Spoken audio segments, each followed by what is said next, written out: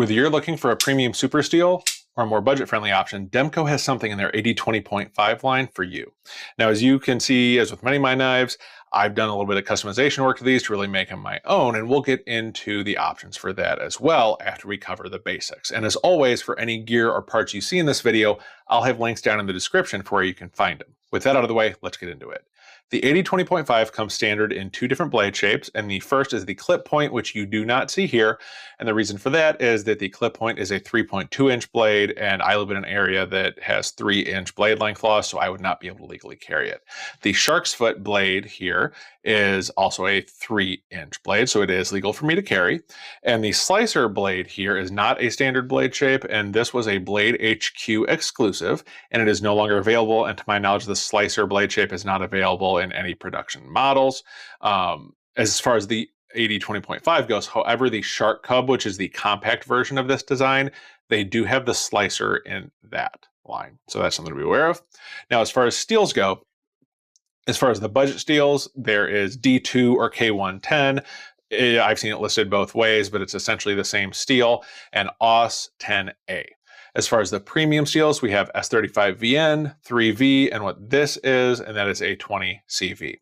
For scales, they offer Grivory or Grivory, I'm not sure 100% on the way how to pronounce that, G10, carbon fiber, titanium, and Ultim.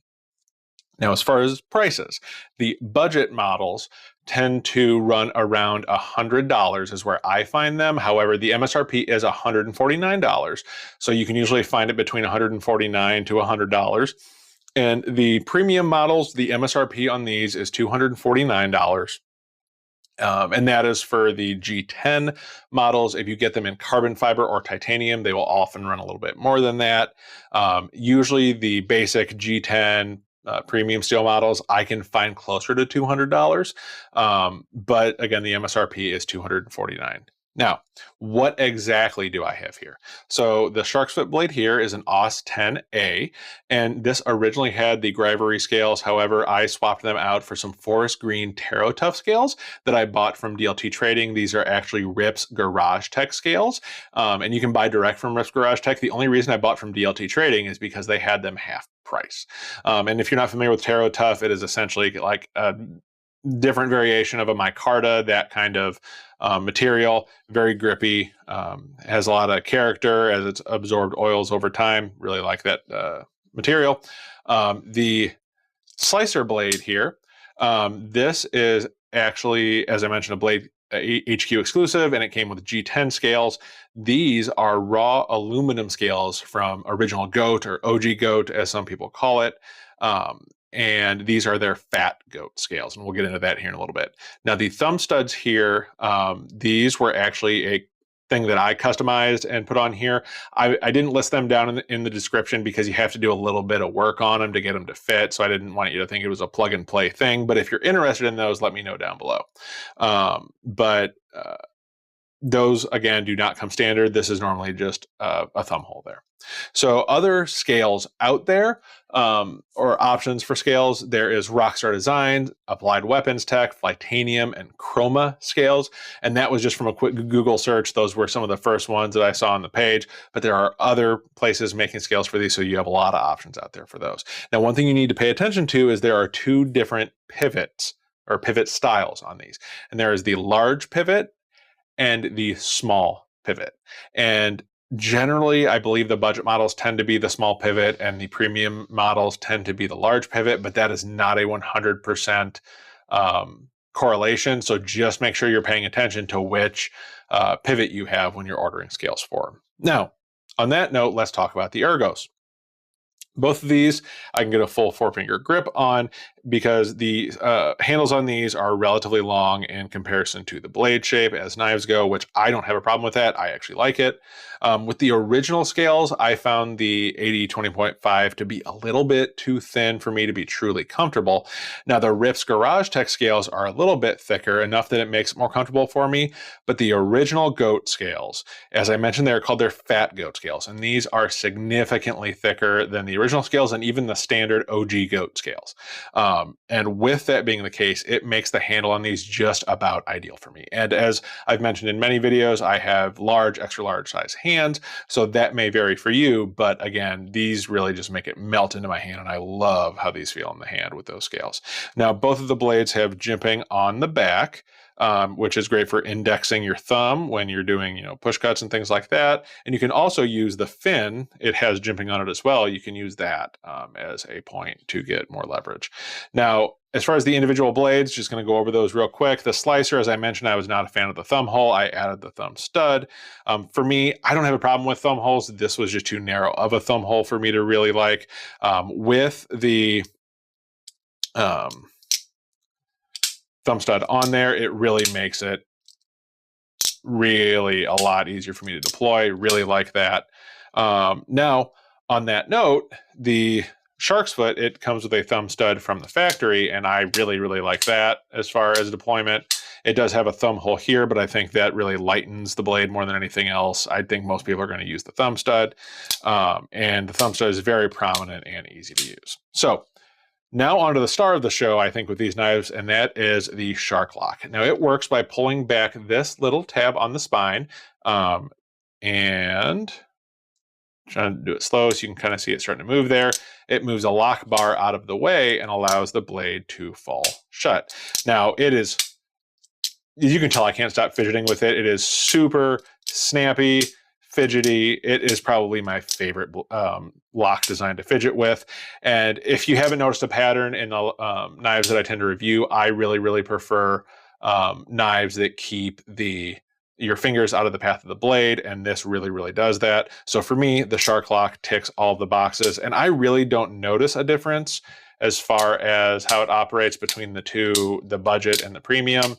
There may be minor differences, but I really do not notice them when I'm using them. So as far as carry and practicality goes, overall, it is not a difficult knife to carry. With the original scales, it's actually really slim and lightweight. With the aftermarket scales, it does, as I've mentioned, thicken them up a bit, but it's not unmanageable. The aluminum is definitely heavier than the Taro Tough.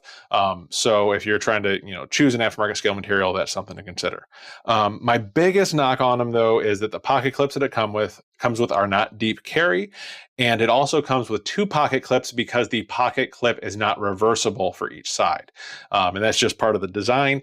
And with that being the case, when you order an aftermarket clip like I did for both of these are both deep carry clips, and I'll show you down in the description where you can get them. But you have to buy the right clip for the side that you want it on. So that's just something to be aware of. Overall, though, even with the aftermarket scales making it heavier, extremely pocketable to me. And as long as it has the aftermarket deep carry scales, I really like it as far as carryability. Now, build quality. Unlike the AD20, which is a larger variation of this that is made in the USA, both of these are made in Taiwan, both the budget models and the premium models.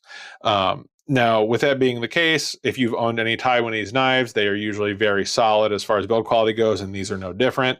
The Shark Lock is built precisely with no excess play or slop. Very, like I said, fidgety. It was easy to get apart and put back together to put the new scales on. Didn't have any issues with that. With the original scales, I would say the knife felt a bit cheaper, but there was no difference in the lock or anything, obviously. It just, to my hand, it felt cheaper with the original G10 or Grivory scales. So, on to pros and cons. Pros for me, the Shark Lock is fun, strong, and safe. Probably my favorite knife lock to fidget with.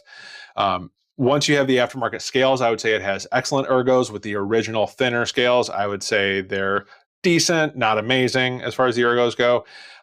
With the original scales, it is very lightweight and with solid construction. With the aftermarket scales, it's not quite as lightweight, but I still don't think it's really super heavy by any stretch of the imagination.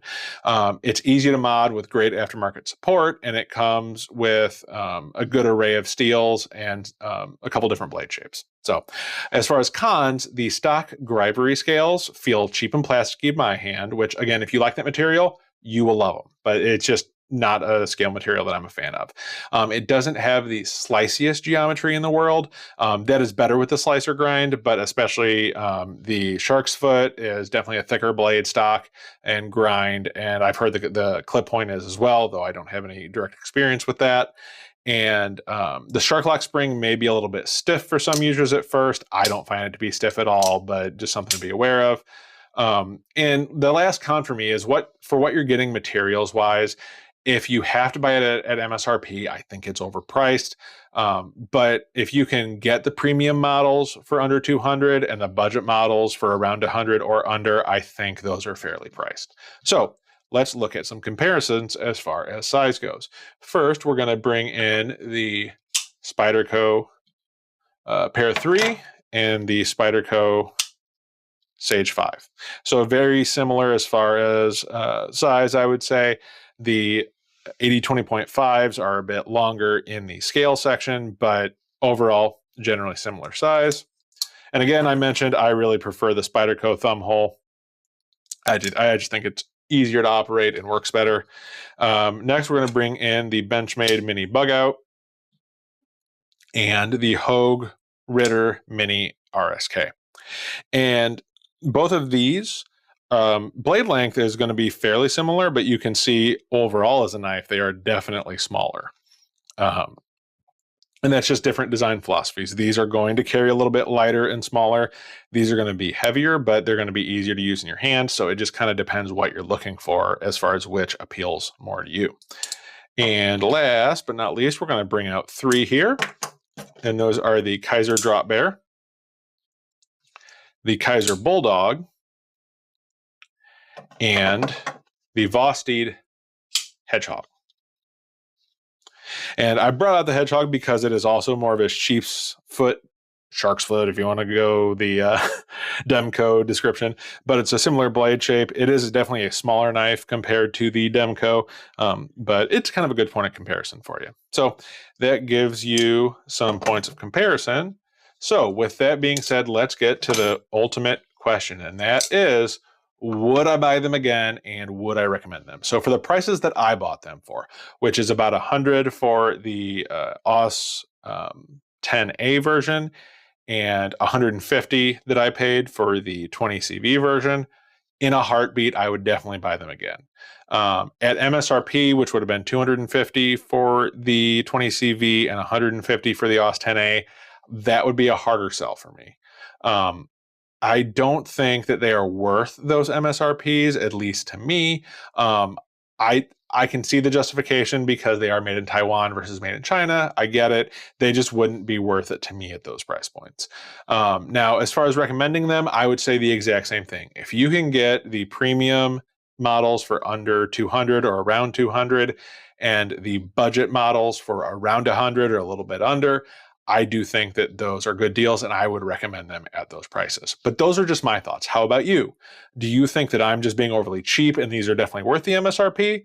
Or do you think I'm even being a little bit generous and maybe these aren't even worth the cheaper retail prices that I was talking about? Let me know what you think down in the comments. And if there's another knife or piece of EDC gear that you want to see next, or if there's a battle between 2 knives or a list that you want me to cover, let me know that down in the comments as well. And if you enjoyed this review, please consider leaving a like and subscribing so you don't miss the next one. And until next time, take care of yourself, take care of each other, and I'll see you in the next video.